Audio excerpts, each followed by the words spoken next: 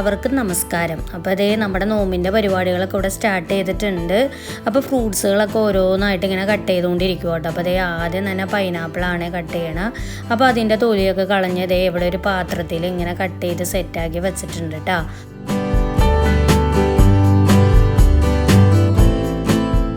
അപ്പോൾ അതേ നമ്മൾ അതിൻ്റെ ഇടയിൽ കുറച്ച് പോട്ടി ഉണ്ടായിരുന്നേ ലുലുന്ന് വാങ്ങിയതാണ്. അപ്പോൾ അതേ നമ്മളത് കുറച്ച് മഞ്ഞൾപ്പൊടിയും കുരുമുളക് പൊടിയും കുറച്ച് ചൂടുവെള്ളവും ഒക്കെ വെച്ച് ഇങ്ങനെ ഒന്ന് വേവിച്ചെടുക്കുകയാണ്.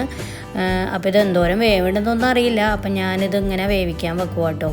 അപ്പോൾ ഇനിയിപ്പോൾ നമുക്കിനി കുറച്ച് ഫ്രൂട്ട് സാലഡ് ഉണ്ടാക്കാം. അതിന് വേണ്ടിയിട്ട് ഞാൻ ദേ കുറച്ച് മാങ്ങ എടുത്തിട്ടുണ്ട്, പിന്നെ കുറച്ച് ആപ്പിളും എടുത്തിട്ടുണ്ട് കേട്ടോ. അപ്പോൾ ഇതൊക്കെ ഒന്ന് നമുക്ക് കട്ട് ചെയ്തെടുക്കണം. അപ്പോൾ അതിൻ്റെ ഇടയിൽ ഇനി മാങ്ങ ജ്യൂസ് അടിക്കണം. അപ്പോൾ അതിന് മാങ്ങയാണ് കേട്ടോ എടുത്തേക്കണത്. അപ്പോൾ അതേ മാങ്ങ നമ്മൾ കട്ട് ചെയ്ത് ജാറിലാക്കി വെച്ചിട്ടുണ്ട്. ഇതിലേക്ക് ആവശ്യത്തിനുള്ള പഞ്ചസാര, ആവശ്യത്തിനുള്ള വെള്ളം ഇതെല്ലാം ചേർത്ത് നമുക്ക് ജ്യൂസ് അടിക്കാം. അപ്പോൾ ഇനി ജ്യൂസൊക്കെ അതവിടെ അങ്ങനെ സെറ്റാക്കിയിട്ട് നമുക്കത് ഫ്രിഡ്ജിലാക്കി വെക്കാം കേട്ടോ. അല്ലെങ്കിൽ നമുക്ക് നോമ്പ് തുറക്കണ ടൈമാകുമ്പോഴത്തേക്കൊന്ന് തണുപ്പൊക്കെ ആയി കിട്ടത്തുള്ളൂ. അപ്പോൾ അതങ്ങനെ അവിടെ ഇരിക്കട്ടെ.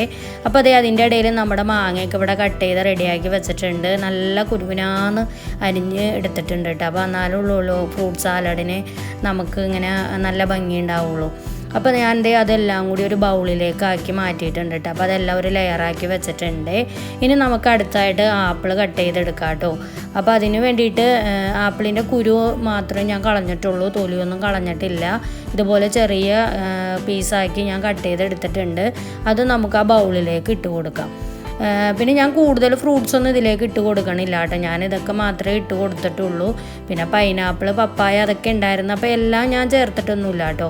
പിന്നെ ഞാൻ ചേർത്ത് കൊടുത്തത് ഇതേ കുറച്ച് നട്ട്സ്, കിസ്മിസൊക്കെ ഉണ്ടായിരുന്നു. അപ്പോൾ അതും ഞാൻ ഇതിലേക്ക് ആഡ് ചെയ്ത് കൊടുത്തിട്ടുണ്ട്. ഇനി നമുക്കിതെല്ലാം കൂടി നന്നായിട്ടൊന്ന് മിക്സ് ചെയ്യാം കേട്ടോ. അപ്പോൾ നമ്മളിത് ഓരോ ലെയറായിട്ടല്ലേ ഇട്ടത്. അപ്പോൾ ഇതെല്ലാം കൂടി ഒന്ന് മിക്സ് ആവണ്ടേ. അപ്പോൾ അതുകൊണ്ട് ഇതെല്ലാം കൂടി ഒന്ന് മിക്സ് ചെയ്ത് കൊടുക്കുകയാണ്. അപ്പോൾ നിങ്ങളൊക്കെ ഇതൊക്കെ ഒന്ന് ട്രൈ ചെയ്ത് നോക്കണം കേട്ടോ. പിള്ളേർക്കൊക്കെ ഫ്രൂട്ട്സ് ഇഷ്ടം ഇല്ലാത്ത പിള്ളേർക്ക് ഇങ്ങനെയൊക്കെ ചിലപ്പോൾ ചെയ്ത് കൊടുത്താൽ ചിലപ്പോൾ പിള്ളേർ കഴിക്കുമായിരിക്കും. അപ്പോൾ അതുകൊണ്ട് നിങ്ങൾ ഇങ്ങനെയൊക്കെ ഒന്ന് ഉണ്ടാക്കി ട്രൈ ചെയ്ത് നോക്കണേ. പിന്നെ അതിലേക്ക് ഞാൻ മധുരത്തിന് വേണ്ടിയിട്ട് കുറച്ച് തേനാട്ടോ ആഡ് ചെയ്ത് കൊടുത്തേക്കണം. പഞ്ചസാര ചേർത്തിട്ടില്ല. പഞ്ചസാര ചേർക്കാൻ വേണമെങ്കിൽ ഇഷ്ടമുള്ളവർക്ക്, ഞാൻ പക്ഷേങ്കിൽ തേനാട്ടോ ചേർത്തേക്കണത്. അപ്പോൾ തേനും നല്ല ടേസ്റ്റാണ് കേട്ടോ. അപ്പോൾ നമ്മളിത് അതെല്ലാം കൂടി മിക്സ് ചെയ്ത് ഞാനിത് റെഡിയാക്കി എടുത്തിട്ടുണ്ട്. ഇനി ഞാനിത് കുറച്ച് നേരം ഫ്രിഡ്ജിൽ വെച്ചേക്കും കേട്ടോ തണുക്കാനായിട്ട്. പക്ഷേങ്കിൽ മാങ്ങ ആപ്പിളൊന്നും അങ്ങനെ കറുത്തൊന്നും പോയിട്ടൊന്നും ഉണ്ടായിരുന്നില്ല കേട്ടോ. കാരണം നമ്മളിപ്പോൾ തന്നെ എടുക്കുമല്ലോ, ഒരുപാട് നേരം നമ്മൾ വെക്കാണ്ടിരുന്നാൽ മതി, അപ്പോഴാണിത് കറുത്തൊക്കെ പോവുള്ളൂ. അപ്പോൾ ഇതുപോലെ നിങ്ങളെല്ലാവരും ഒന്ന് ട്രൈ ചെയ്ത് നോക്കിയിട്ടൊന്ന് അഭിപ്രായങ്ങളൊക്കെ ഒന്ന് അറിയിക്കണം കേട്ടോ. അപ്പോൾ ഇതേ നമ്മുടെ ഫ്രൂട്ട് സാലഡ് ഇവിടെ റെഡിയായി.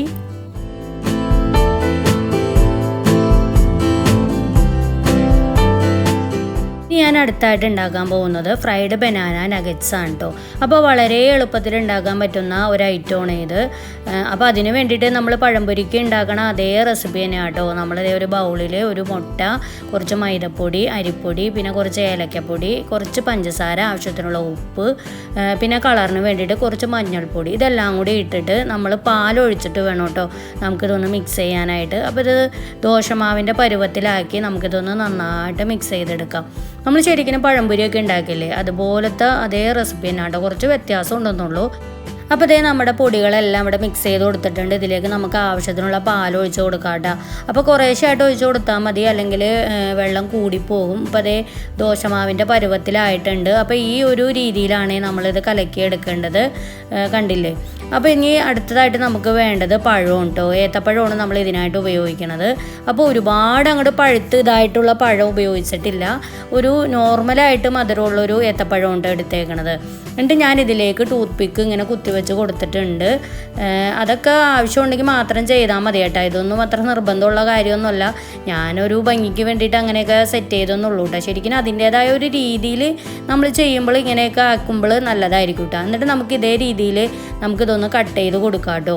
അപ്പോൾ ശരിക്കും പറഞ്ഞാൽ ഇത്രയും വീതിക്കൊന്നും കട്ട് ചെയ്യേണ്ട. ഞാൻ ആദ്യം കട്ട് ചെയ്തപ്പോൾ ഇത്തിരി വീതി കൂടി പോയിട്ടുണ്ട്. പക്ഷേ എങ്കിലും ഞാനത് ശരിയാക്കി എടുത്തിട്ടുണ്ട് കേട്ടോ. കാരണം ഒരുപാട് കട്ടിയിൽ ചെയ്താൽ അത്ര ഒരു ടേസ്റ്റ് ഉണ്ടാവില്ല. അതേപ്പോൾ ഞാൻ രണ്ടാമത്തെ പഴം കട്ട് ചെയ്യണ കണ്ടില്ലേ, അതേ ഒരു രീതിക്ക് നമുക്ക് കട്ട് ചെയ്താൽ മതി. ഒരുപാട് വീതി വേണ്ട കേട്ടോ. അപ്പോൾ ഞാൻ ഈ പഴം കട്ട് ചെയ്തതിന് ശേഷം പിന്നെ ഞാൻ രണ്ടാമത് ആ പഴവും കൂടി വീതി കുറച്ചിട്ട് ഞാൻ ദേ കട്ട് ചെയ്ത് കൊടുത്തിട്ടുണ്ട് കേട്ടോ. അപ്പോൾ ആ ഒരു വലുപ്പത്തിലാണ് നമുക്ക് കട്ട് ചെയ്തെടുക്കേണ്ടത്. എന്നാലുള്ളൂ അത് നല്ല ടേസ്റ്റിൽ നമുക്ക് കിട്ടുള്ളൂ കേട്ടോ. എന്നിട്ട് നമുക്ക് വേണമെങ്കിൽ ആ ഓരോ പഴത്തിലും നമുക്ക് ടൂത്ത് പിക്ക് നമുക്കിങ്ങനെ വെച്ച് കൊടുക്കാം കേട്ടോ. അപ്പോൾ ശരിക്കും പറഞ്ഞാൽ ഈ ടൂത്ത് പിക്കിൻ്റെ അത്ര വലിയ ആവശ്യമൊന്നുമില്ല, പക്ഷേ ആ ഒരു റെസിപ്പിയുടെ ആ ഒരു ഭംഗി കിട്ടാൻ വേണ്ടിയിട്ടാണ് ഞാൻ അങ്ങനെ ചെയ്ത് കൊടുത്തേക്കണേ കേട്ടോ. ഇപ്പം ഞാൻ എല്ലാത്തിലും അങ്ങനെ ഓരോന്നും ഇങ്ങനെ കുത്തിവെച്ച് കൊടുത്തിട്ടുണ്ട്. അപ്പോൾ നമുക്ക് ഏത് ഷേപ്പിൽ വേണമെങ്കിലും നമുക്ക് ബനാന ഇങ്ങനെ കട്ട് ചെയ്തെടുക്കാം കേട്ടോ. ഞാനിത് റൗണ്ട് ഷേപ്പിൽ കട്ട് ചെയ്തെടുത്തിട്ടുണ്ടെന്നുള്ളൂ. അങ്ങനെ ഇപ്പോൾ നമ്മുടെ എല്ലാ പഴവും ഇങ്ങനെ നമ്മൾ കട്ട് ചെയ്ത് കൊടുത്തതിന് ശേഷം നമുക്കിത് ഓരോന്നായിട്ട് നമുക്കിത് ഇങ്ങനെ വിടിയിച്ചെടുക്കാം കേട്ടോ. അപ്പോൾ ആകെ ഇങ്ങനെ ഒട്ടിയിരിക്കുമല്ലോ പഴമില്ല. അപ്പോൾ ഞാനത് ഓരോന്നും ഇങ്ങനെ വിടിയിച്ച് കൊടുത്തിട്ടുണ്ട്. അപ്പോൾ 2 ഏത്തപ്പഴം ഉണ്ട് ഞാനപ്പോൾ എടുത്തേക്കണത്. ഇനി നമുക്കിത് എങ്ങനെയാണ് ഉണ്ടാക്കണേന്ന് നോക്കാം. അതിനായിട്ട് ഞാൻ ഒരു പാനിൽ വെളിച്ചെണ്ണ ഇവിടെ ചൂടാക്കാൻ വെച്ചിട്ടുണ്ട്. അതിന് ശേഷം ഞാൻ അതിൽ ഓരോ പഴങ്ങളായിട്ട് എടുത്തിട്ട് ഞാൻ ആ മാവിൽ മുക്കിയിട്ടുണ്ട്. നമ്മൾ നേരത്തെ ഉണ്ടാക്കിയില്ലേ ആ പഴംപൊരിയുടെ കൂട്ട്, അപ്പോൾ അതിൽ മുക്കി നമ്മൾ റെഡിയാക്കി എടുത്തിട്ടുണ്ട്. അതിന് ശേഷം നമ്മൾ ചെയ്യേണ്ടത് അതിൽ നിന്ന് ആ മാവൊക്കെ ഒലിച്ച് വരുന്നതൊക്കെ നമ്മളൊന്ന് മാറ്റി കൊടുത്തതിന് ശേഷം നമ്മളിതൊന്ന് ബ്രെഡ് പൊടിയിൽ മുക്കിയെടുക്കണം കേട്ടോ.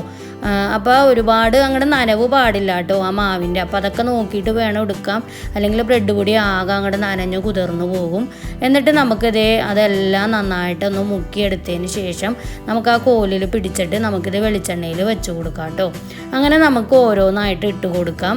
അപ്പോൾ ശരിക്കും ഇത് നല്ല രസമുള്ള ഒരു റെസിപ്പിയാണ് കേട്ടോ. നിങ്ങളതൊന്ന് ട്രൈ ചെയ്ത് നോക്കണേ, എന്നിട്ട് അഭിപ്രായങ്ങളൊന്ന് അറിയിക്കണേ. ഞാനിത് ഉണ്ടാക്കി നോക്കിയിട്ട് എനിക്കിത് ഒരുപാട് ഇഷ്ടപ്പെട്ടായിരുന്നു കേട്ടോ. ശരിക്കും പറഞ്ഞാൽ നിങ്ങൾക്ക് പഴംപൊരിയാണ് ഇഷ്ടമെങ്കിൽ അങ്ങനെ ചെയ്യാം. ഇതൊരു വെറൈറ്റി റെസിപ്പിയാണ് കേട്ടോ. ഞാനിത് റെസ്റ്റോറൻറ്റിൽ പോയി കഴിച്ചപ്പോൾ എനിക്കിത് ഒരുപാട് ഇഷ്ടപ്പെട്ടു. അപ്പോൾ അങ്ങനെ ഞാനിതൊന്ന് ട്രൈ ചെയ്ത് നോക്കിയതാണ് കേട്ടോ. അപ്പോൾ ഇത് നല്ല ടേസ്റ്റ് ഉണ്ടായിരുന്നു. അപ്പോൾ നിങ്ങളും ഇതുപോലെ ഒന്ന് ട്രൈ ചെയ്തിട്ട് അഭിപ്രായങ്ങളൊക്കെ ഒന്ന് അറിയിക്കണേ. അപ്പോൾ ഇത് നമുക്ക് ഏത് ഷേപ്പിൽ വേണേലും ഏത്തപ്പഴം നമുക്ക് കട്ട് ചെയ്തെടുക്കാം. അപ്പോൾ ഞാൻ ഇന്ന് റൗണ്ട് ഷേപ്പിലാണ് കട്ട് ചെയ്തെടുത്തേക്കണത്. ഇനി ഞാനിത് വേറൊരു ഷേപ്പിൽ ഞാൻ ഉണ്ടാക്കണ വീഡിയോ ഞാൻ അടുത്ത ദിവസങ്ങളിൽ ഞാൻ ഇടാം കേട്ടോ. അപ്പോൾ നിങ്ങളും ഇതൊന്ന് ട്രൈ ചെയ്ത് നോക്കിയിട്ട് അഭിപ്രായങ്ങൾ അറിയിക്കണേ. അപ്പോൾ ഞാൻ ഇതിങ്ങനെ തിരിച്ചും മറിച്ചൊക്കെ ഇടണ്ട്. അപ്പോൾ വേഗം മാറ്റി മറിച്ചൊക്കെ ഇട്ടില്ലെങ്കിൽ കരിഞ്ഞു പോകും, അല്ലെങ്കിൽ പെട്ടെന്ന് അധികം വേവാനുള്ള ഒന്നുമില്ലല്ലോ, ബനാനയല്ലേ, പിന്നെ പുറം അങ്ങനെ അധികമൊന്നുമില്ലല്ലോ. അപ്പോൾ അതുകൊണ്ട് പെട്ടെന്ന് തന്നെ നമുക്കിതൊന്ന് ആക്കി എടുക്കാം കേട്ടോ. അപ്പോൾ തിരിച്ചു മറിച്ചൊക്കെ ഇട്ട് നമ്മുടെ പഴം ഇങ്ങനെ ഫ്രൈഡ് ബനാന നഗറ്റ്സ് ഇവിടെ റെഡിയായി വന്നിട്ടുണ്ട്. അപ്പോൾ ഇന്ന് ഒരുപാട് സ്നാക്സുകൾ വാങ്ങിയിട്ടുണ്ട്, എങ്കിൽ പോലും എനിക്കിത് അങ്ങനെ ഉണ്ടാക്കണമെന്ന് തോന്നി ഞാനത് അങ്ങനെ ഉണ്ടാക്കിയതാണ് കേട്ടോ. അപ്പോൾ നമ്മുടെ എല്ലാം ഇവിടെ നോമ്പ് തുറ വിഭവങ്ങളൊക്കെ ഇവിടെ റെഡിയാക്കി വെച്ചിട്ടുണ്ട്. ഫസ്റ്റ് തന്നെ നമ്മുടെ റെസിപ്പിയാണ് കേട്ടോ കാണിക്കണത്. പിന്നെ നമ്മൾ കടയിൽ നിന്ന് വാങ്ങിയ ഒരുപാട് ഐറ്റംസുകളൊക്കെ ഉണ്ടായിരുന്നു. അപ്പോൾ ഏതൊക്കെയാണെന്നൊന്നും ഞാനിന്ന് പറയണില്ല. അപ്പോൾ അതിൻ്റെ ഇടയിൽ മാങ്ങ ജ്യൂസ്, അതുപോലെ തന്നെ നാരങ്ങ വെള്ളം കസകസ് ഇട്ടത് അതൊക്കെ ഇവിടെ റെഡിയാക്കിയിട്ടുണ്ട്. പിന്നെ അതുപോലെ തന്നെ നമ്മൾ ചായം റെഡിയാക്കിയിട്ടുണ്ടായിരുന്നു. അപ്പോൾ എല്ലാം ഒന്നും ഞാൻ വീഡിയോയിൽ കാണിച്ചിട്ടുണ്ടായിരുന്നില്ല. പിന്നെ അതുപോലെ തന്നെ നമ്മൾ പൈനാപ്പിൾ കട്ട് ചെയ്തത്, പിന്നെ നമ്മുടെ ഫ്രൂട്ട് സാലഡും ഉണ്ട് കേട്ടോ. അതിപ്പോൾ തന്നെ എടുത്ത് വയ്ക്കും. അപ്പോൾ ഫ്രൂട്ട് സാലഡ് തണുക്കാൻ വേണ്ടിയിട്ടാണോ നമ്മൾ വെയിറ്റ് ചെയ്തത്. അപ്പോൾ ഇപ്പോഴാണ് ഒന്ന് തണുത്തത്, അപ്പോൾ ഇപ്പോഴാണ് അത് കൊണ്ടുവന്ന് വെച്ചത്. അപ്പോൾ അങ്ങനെ നമ്മളെല്ലാവരും കൂടി കൂടിയിരുന്ന് അങ്ങനെ നോമ്പൊക്കെ തുറന്നു. അങ്ങനെ നല്ല അടിപൊളി ടേസ്റ്റ് ഉണ്ടായിരുന്നു കേട്ടോ ആ വിഭവം. അതേപോലെ ഫ്രൂട്ട് സാലഡും നല്ല രസം ഉണ്ടായിരുന്നു കേട്ടോ. അധികം മധുരമൊന്നുമില്ല, തേൻ ഒഴിച്ചുകൊണ്ട് തന്നെ ഒരുപാട് മട്ടിക്കണം മധുരമൊന്നും ഉണ്ടായിരുന്നില്ല കേട്ടോ. അങ്ങനെ അതെല്ലാം കഴിഞ്ഞതിന് ശേഷം പിന്നെ നമ്മൾ അടുത്ത അത്താഴത്തിനുമായിട്ട് നമ്മളിന്ന് ഉണ്ടാക്കിയത് പുട്ടും പോട്ടിക്കറിയും ആയിരുന്നു കേട്ടോ. അപ്പോൾ പോട്ടി നമ്മൾ നേരത്തെ തന്നെ വേവിക്കാനൊക്കെ വെച്ചിട്ടുണ്ട്. അപ്പോൾ അത് ശരിക്കും പറഞ്ഞാൽ നല്ലോണം വെന്തിട്ടൊന്നും ഉണ്ടായിരുന്നില്ല കേട്ടോ, വെള്ളമൊക്കെ പറ്റിയിട്ടുണ്ടായിരുന്നു. ഞാൻ രണ്ടാമത് കുറച്ചും കൂടി വെള്ളമൊക്കെ ഒഴിച്ചു കൊടുത്ത് പിന്നെയും വേവിച്ചായിരുന്നു കേട്ടോ. അപ്പോൾ അതിൻ്റെ ഇടയിൽ ഇവിടെ പുട്ടൊക്കെ റെഡി ആയിക്കൊണ്ടിരിക്കുന്നുണ്ട്. ഇനിയിപ്പോൾ അങ്ങനെ കുറേ നേരത്തെ പ്രയത്നത്തിന് ശേഷമാണ് എൻ്റെ പോട്ടി വെന്ത് കിട്ടിയത്. ഇപ്പോൾ ഞാനത് കറിയാക്കിക്കൊണ്ടിരിക്കുകയാണ്. അപ്പോൾ അതിന് വേണ്ടി ഞാനത് കുക്കറിൽ തന്നെ ആട്ടോ റെഡിയാക്കണത്. പിന്നെ ഞാൻ കൂടുതലായിട്ട് ഇതിൽ ഉള്ളിയാണ് ചേർത്തേക്കണത്, സവാള കുറച്ചേ ചേർത്തിട്ടുള്ളൂ.